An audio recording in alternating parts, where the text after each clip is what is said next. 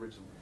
How did I buy it? Yeah. I at the time we're talking about, it was I think the transitory period where where Fender started using a Rosewood fingerboard, and I didn't want that. I wanted a maple, maple neck. And the only one I ever saw or got close to was John Walker from the Walker Brothers. And just luck as would have it, we went on tour with them, Yardbirds, Walker Brothers, in '65, and I bought it, and he wanted £75, which is a lot of money. It was only about 10 quid cheaper than the one that was for sale in the shop, brand new, but he wouldn't shift on it, and I dug out the 75 and gave it to him. So that's how it started, and I never regretted it.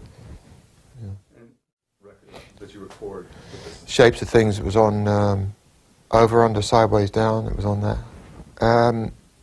I'm a Man. I didn't have any other guitar. We're talking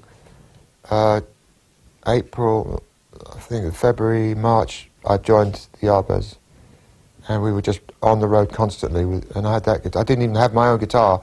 I think I used Eric's red. Eric had a red Telly, which I think belonged to the Yardbirds. I think they leased it to him. Oh, they were bastards.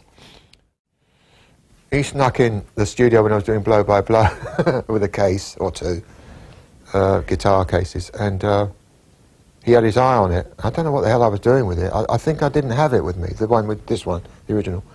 He said, "Do you still have that?" I went, "Yeah." And he got out the case. He got this really heavy-bodied Telly, which was made of ash, I think. Nice heavy body, and it had humbuckers that he beautifully adapted to it. Plugged it in, and there's the happy medium between the Les Paul and the Fender Telly. I had the best of both worlds in it, and I used that straight away on Because We Ended as Lovers, that was on there. And he said, if you think tomorrow, if you remember it, can you bring that up? So there's me using his guitar for the session for that day, and then the next day I brought it up and he went, "Do you want to make a swap?"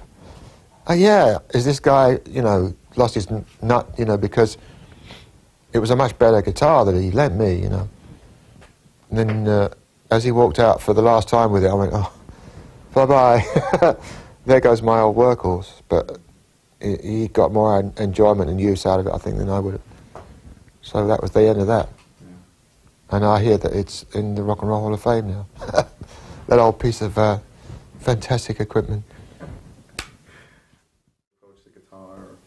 Well, I think I'm not alone in saying that having touched it and allowed to hold a proper Fender in the 50s, we're talking about, I think, 58, 59, I can't be actually sure, but Jennings was the shop when I saw the light, and I came within a quarter of an inch of plate glass of touching this thing, and I was allowed to go in. Finally, we bugged the guy until he let us go. He knew we didn't have any money, and I picked it up, and I just thought, this is the instrument that was made for me. It's just the way it adapts itself to the touch of each individual player in a way that no other guitar seems to do that. You've got to say, bring Jimmy into the equation, Hendrix, because he was extreme with everything, and he made it possible for everybody to see what could be done with an electric guitar. I was doing similar things, but not in such an ostentatious way. I used to use a tape echo called a Klemt Echo. It was called a Klemt Echo-Let, and never paid for it, I don't think. I fell behind with the payment. But that was part of my act. I used to make a sample of a loop, a phrase, and then play it over and over, and then play harmony to it, and then just put the guitar on top of the amp, let it do its own thing, and then use the wang bar, the vibrato arm. But Hendrix came along and made it much more theatrical, much more, and then had bigger amps and all that, and he just made it possible for me to move within those parameters with big amps and start getting a bit dangerous with it. And the Strat was the one. No other guitar in the universe actually does what the Strat can do. I think we're all agreed on that.